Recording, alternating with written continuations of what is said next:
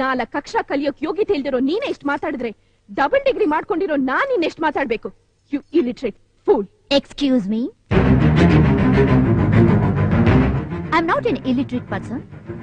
For your kind information, I'm a graduate from the University of Mysore. But I have not forgotten my culture, customs, tradition and my values.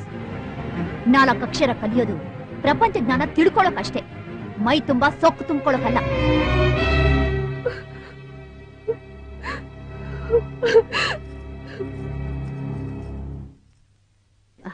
ಮದುವೆಯಾಗಿ ಇಷ್ಟು ದಿವಸ ಆದ್ರೂ ಅಡಿಗೆ ಗೊತ್ತಿಲ್ಲ ಅಂತ ಹೇಳ್ತಿದ್ಲು.